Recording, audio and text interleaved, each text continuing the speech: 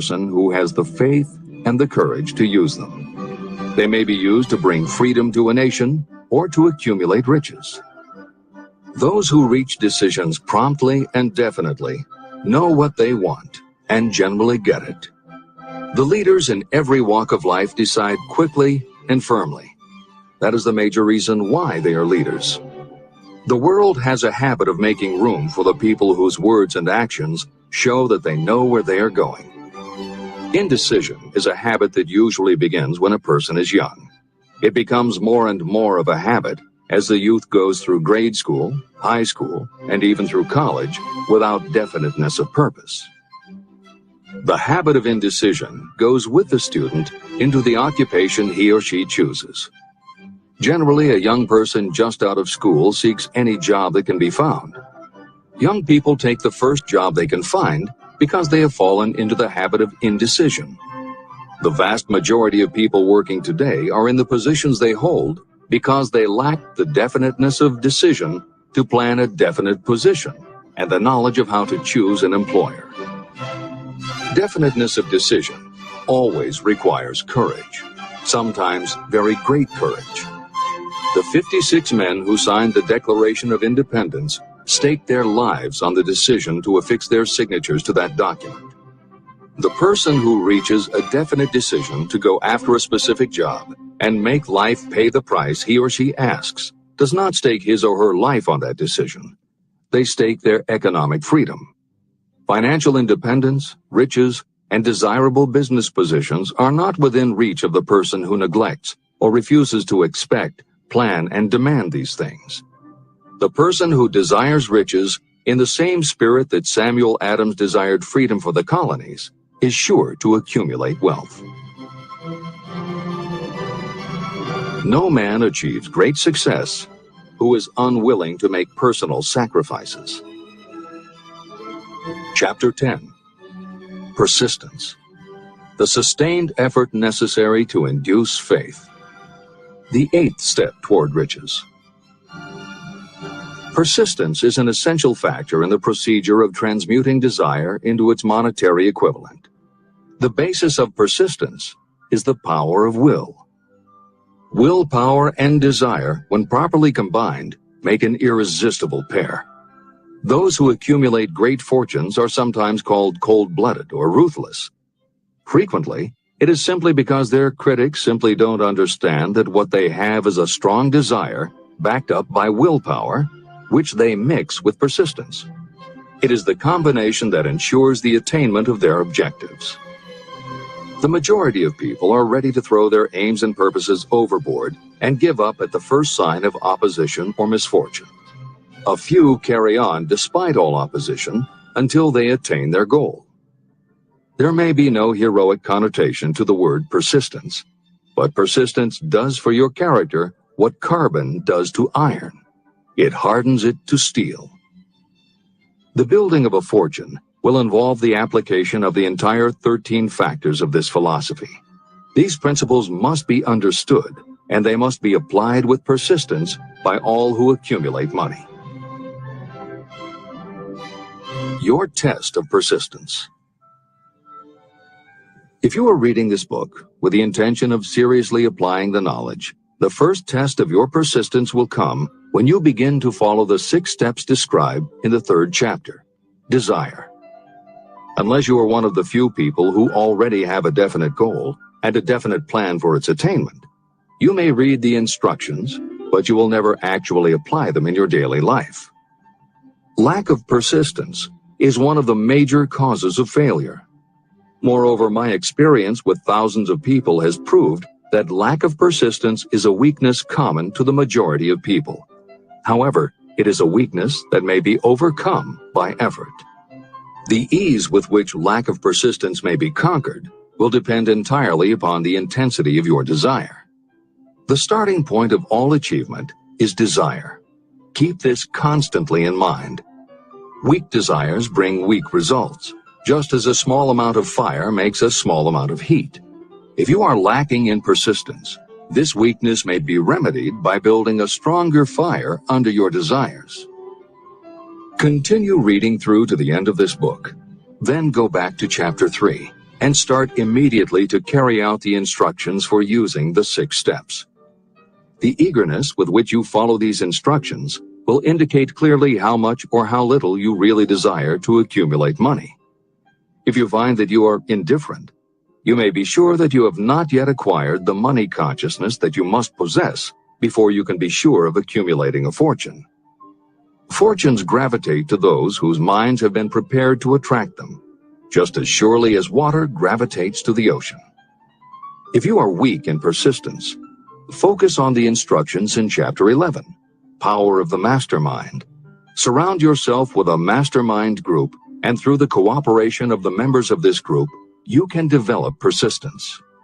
You will find additional instructions for the development of persistence in Chapter 5, Autosuggestion, and in Chapter 13, The Subconscious Mind.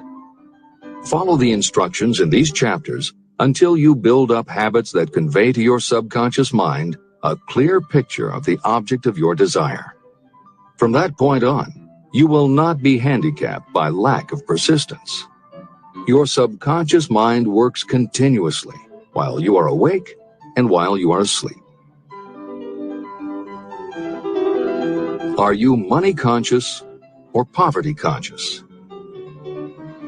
Occasional effort to apply the rules will be of no value to you. To get results, you must apply all of the rules until they become a fixed habit with you. In no other way can you develop the necessary money consciousness. Just as money is attracted to those who have deliberately set their mind on it, poverty is attracted to those whose mind is open to it. And although money consciousness must be developed intentionally, poverty consciousness develops without conscious application of habits favorable to it. Poverty consciousness will seize the mind that is not occupied with money consciousness. If you understand the point of the preceding paragraph, you will understand the importance of persistence in the accumulation of a fortune. Without persistence, you will be defeated even before you start. With persistence, you will win. If you have ever had a nightmare, you will realize the value of persistence. You are lying in bed, half awake, with a feeling that you are about to smother. You are unable to turn over or to move a muscle. You realize that you must begin to regain control over your muscles. Through persistent effort of willpower, you finally manage to move the fingers of one hand. By continuing to move your fingers, you extend your control to the muscles of one arm until you can lift it. Then you gain control of the other arm. You finally gain control over the muscles of one leg, and then extend it to the other leg. Then, with one supreme effort of will, you regain complete control over your muscular system and snap out of your nightmare. You did it step by step. You may find it necessary to snap yourself out of your mental inertia in a similar way. First, by moving slowly, then increasing your speed until you gain complete control over your will. Be persistent, no matter how slowly you may have to move at first. With persistence will come success. Snap out of mental inertia. If you select your mastermind group with care, you will have in it at least one person who will aid you in the development of persistence. Some people who have accumulated great fortunes did so because of necessity. They developed the habit of persistence because circumstances forced them to become persistent. Those who have cultivated the habit of persistence seem to enjoy insurance against failure. No matter how many times they are defeated, they finally arrive up toward the top of the ladder. Sometimes it appears that there is a hidden guide whose duty is to test us through all sorts of discouraging experiences. Those who pick themselves up after defeat and keep on trying finally arrive, and the world says, "I knew you could do it."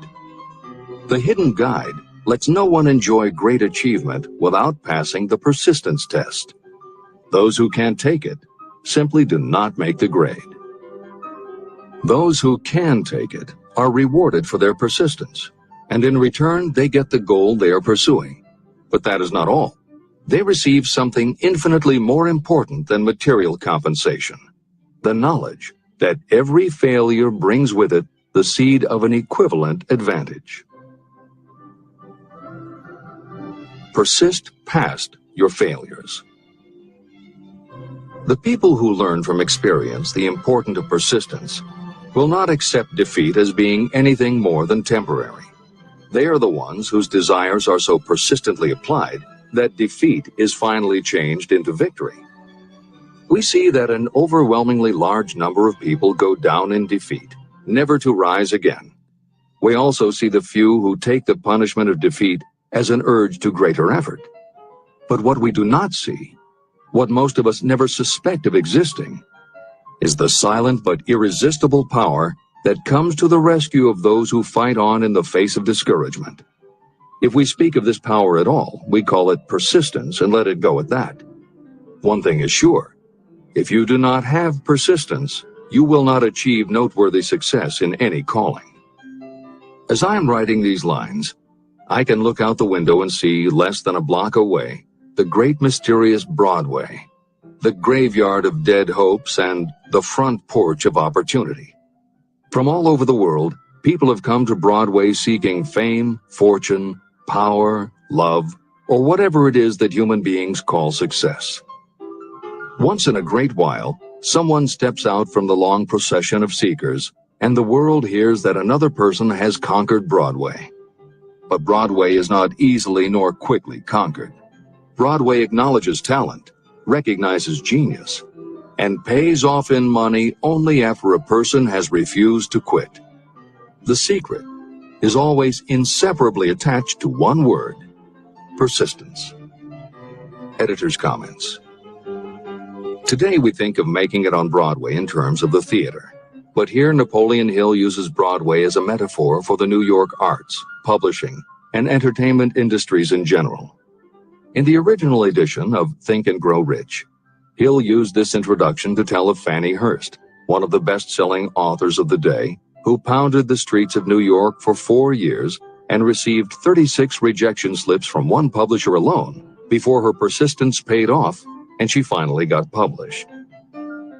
Although Napoleon Hill chose Fannie Hurst to illustrate his point about overcoming poverty and adversity, he knew all about both from personal experience. Hill's own story is one of very humble beginnings and devastating failures that would have defeated most people. It was only through his extraordinary persistence that the original edition of the book you hold in your hands was published. And for that reason, the editors of this edition have included this brief biography of Napoleon Hill. The following is adapted from A Lifetime of Riches, the biography of Napoleon Hill, written by Michael J. Ritt Jr. and Kurt Landers, and also draws upon Napoleon Hill's first bestseller, his 4-volume masterwork, Law of Success. In it, Hill told of the 7 turning points in his own life, and those excerpts told in his words are told in the first person. Born into poverty in the backwoods of Virginia, young Nap, as he was called, was the local gun-toting troublemaker. He would probably have ended up a criminal had his widowed father not met and married Martha Ramey Banner. Nap's new stepmother set out to change the family's mountain ways, and she started by trading Napoleon a typewriter for his 6-shooter pistol. She told him, "If you become as good with a typewriter as you are with that gun, you may become rich and famous and known throughout the world." Her faith and encouragement turned young Nap around, and by the age of 15, he was submitting stories to the local newspapers and doing everything he could to get himself out of his meager circumstance. After completing high school and 1 year at a business college, he wrote an audacious letter to Rufus Ayers, one of the most powerful men in the coal industry. Hill wrote to apply for a job, but he said that he didn't want a salary. In fact, he said he would pay Ayers. Hill proposed that Ayers could charge him whatever he wanted on a monthly basis.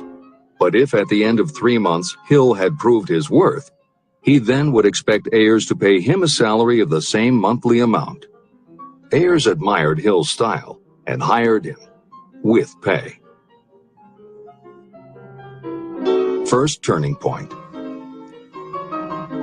After finishing a course at a business college, I took a job as stenographer and bookkeeper. As a result of having practiced the habit of performing more work and better work than that for which I was paid, I advanced rapidly until I was assuming responsibilities and receiving a salary far out of proportion to my age. Hill also proved to be so trustworthy and honest that heirs promoted him to replace the manager, making this 19-year-old the youngest manager of a mine and in charge of 350 men. Then fate reached out and gave me a gentle nudge. My employer lost his fortune, and I lost my position. This was my first real defeat, and even though it came about as a result of causes beyond my control, I didn't learn a lesson from it until many years later. Second turning point. My next position was that of sales manager for a large lumber manufacturer in the South. My advancement was rapid, and I did so well that my employer took me into partnership with him. We began to make money, and I began to see myself on top of the world again. Like a stroke of lightning out of a clear sky, the 1907 panic swept down, and overnight it rendered me an enduring service by destroying our business and relieving me of every dollar that I had. Editor's comment. The panic Hill refers to began in the summer of 1907, when a number of banks and stock brokerages declared bankruptcy. Word spread to the general public, and it created a run on the banks as depositors lined up to demand that they be given the money they had on deposit. Banks called in loans to meet the demand for cash, but those borrowers couldn't find buyers for their goods or property, so they couldn't pay back their loans. When the banks couldn't get back the money they had loaned, they repossessed the homes or businesses that the borrowers had put up as collateral. Businesses were closed, farmers were evicted from their land, jobs were lost, so even more banks were forced to close, and it just kept getting worse. America was caught in a downward spiral that was reversed only when the major Wall Street bankers and financial executives, who were themselves in danger of losing their businesses, stepped in to shore up troubled banks. It was in large part because of the bank panic of 1907 that legislation was enacted in 1913 to create the Federal Reserve System. This is the end of the editor's comments. Third turning point. This was my first serious defeat. I mistook it then for failure, but it was not. And before I complete this lesson, I will tell you why it was not. It required the 1907 panic and the defeat that it brought me to redirect my efforts from the lumber business to the study of law. I entered law school with a firm belief that I would emerge doubly prepared to catch up with the end of the rainbow and claim my pot of gold. Napoleon Hill planned to put himself and his brother through law school by writing articles for Bob Taylor's magazine. It was through the magazine that he arranged the fateful meeting with Andrew Carnegie, described at the beginning of this book. As was noted there, when Carnegie proposed the idea of writing The Philosophy of Success, he told Hill that he would have to earn his own way. I attended law school at night and worked as an automobile salesman during the day. Because of the job, I saw the need for trained automobile mechanics. I opened an educational department in the manufacturing plant and began to train ordinary machinists in automobile assembly and repair work. The school prospered, paying me over $1,000 a month in net profits. My banker knew that I was prospering, therefore he loaned me money with which to expand. A peculiar trait of bankers is that they will